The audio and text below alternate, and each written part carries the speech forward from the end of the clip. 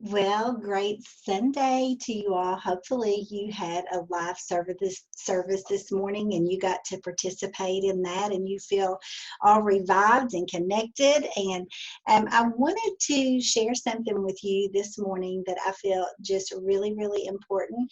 Linda Tupin shared a message with her leaders yesterday, and it just really hit home. And I wanted to just take just a few minutes of your time to share this because I feel it will not only help you, but once it helps you, then I think that you will be able to help others. And yesterday, after listening, I also just on the phone with people and just voice clipping different people, I was able to use this to help them. So I want us to be able to reach others, just in these very unusual times. I'm sure that I won't deliver it quite like her, but I think it will still help you. So one thing that she realized through going through a quick depression spell, which I think we probably have all done, is that this is very much like the grief cycle, and this hits home to me because most of you all know that I lost my dad about 6 weeks ago. So, and I know some of you have also recently lost loved ones, or you have lost loved ones in the past, and you will totally relate to this. So I think it's important through this grief process, and once you recognize that you give yourself permission to grieve, and that you're kind to yourself and you're not beating yourself up emotionally over these times that we're in right now. So the first step to grief is shock, like, oh my gosh, this can't be real, this is not happening, we are not quarantined, okay, this just can't be happening, I'm going out, this is not for real. And then, you go to Walmart because you're absolutely forced to, because you're out of thing, and you can see through the toilet paper to the paper towel aisle, and you go, oh my gosh, like this is real. And then the pain hits you. The pain hits of just the hurt, the pain that could be caused from, financially has affected your family, or just the emotional part of being a people person like I am. And it's like, oh, the pain of not being close to people and around people. So then, that pain hits you, and then the anger hits you. You just get mad. I mean, you literally get mad. And again, just know that that is all part of that grief cycle, that you just get mad. And then comes depression. Okay. So some of you may have been experienced that, and you're not the depressed type of person, and so when this hits you, you really don't know how to cope with it, because this is so out of your normal personality. So again, depression comes, and this is where you need to be good to yourself. And then, hallelujah Jesus, the upward turn comes, and the acceptance of, we've got to move on, we've got to do what we've been asked to do, and we're going to move on. And so I think probably what really hit me the most is understanding that once you're in this grief cycle, and that once you've recognized it, that all in a day's time, you're going to go through this cycle. So you get up, you're in shock, you hurt, you get mad, you get depressed for about 5 minutes, and you say, okay, it's acceptance time again. What will we do today? Okay, so again, I hope this helps you in recognizing kind of the emotional state. The next thing is, and I love this. She says, on a lighter note, and this totally made me laugh. And you all know that like laughter is good. I'm all about the laughter right now, because I'm just one of those people that need fun. Okay. As Angel Fry says, hashtag fun follows us around. And so on a lighter note, you can't have a story until you live through a story. So, you've heard everybody say they've walked 10 miles in the snow and rain to get to school. Well, you know what? You're going to talk about the time that you lived through, that we wear gloves to Walmart, and people wear a mask to Walmart, and that we're not allowed to be out. I mean, like, I am putting off going there. Yesterday I had to go, so I gloved, guys, I did, but they were hot pink cute gloves. And I mean, you just, we're just having to do what we have to do. But anyways, we're making a story that we will tell our kids forever. And so, I think that everybody needs to see our calm. You know, your children need to see your calm. Your family needs to see your calm. Your customers need to see your calm. We all just need to try to remain as calm as we can. And I think knowing that this grief cycle that we're going through is certainly going to help us with that. I think it's important and been important for me to shut down social media a little bit. Try to limit the time that you're on your social media.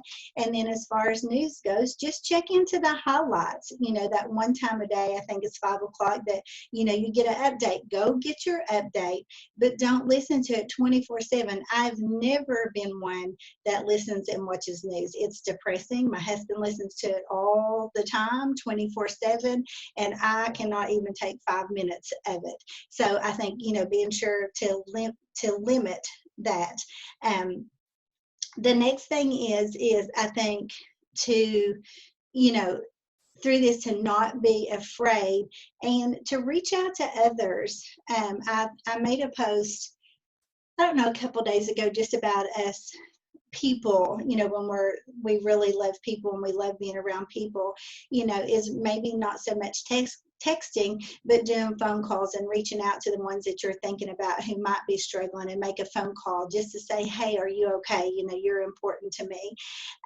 You all may have seen our Facebook posts where we had our wigs, and that all originated by just lifting one spirits, and then that just escalated into making people laugh. Now, I can tell you that I disinfected my car before I picked Gloria up. She got in with her wipes. She re-disinfected the car, the dash, the seats, everything, the door, and we both had gloves on. We both had masks on the whole entire time that we were together. So we both felt perfectly safe. We messaged people and said, hey, come out to your porch in 3 minutes or whatever. And it was so fun, just making people smile and laugh and wave and look forward. So let's just concentrate on bringing joy.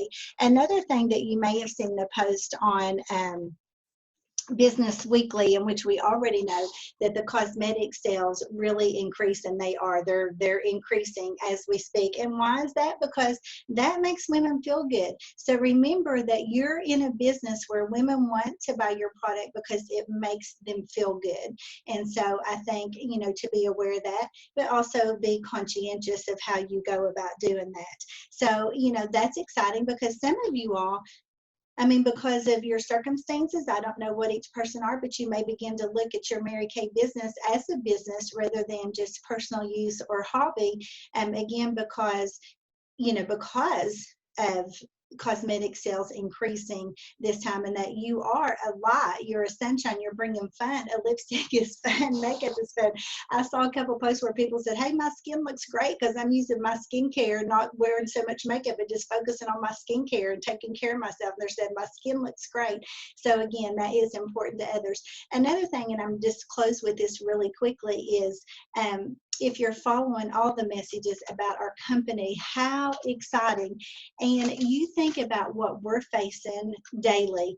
Think about David Hall at the top of our company, and he actually says, I go to bed with a plan and I think I've got this all figured out, and then I wake up in the morning and it's a different story. And then to think about the government reaching out to you because you have this awesome new manufacturing company, and taking that and your scientists and running with that and creating the formula and the packaging and all making that happen within 1 week, to be able to donate to the masses on the front line, which we appreciate all of you consultants out there that are on that front line, really everybody, because everybody is faced with so much, but we so appreciate you all.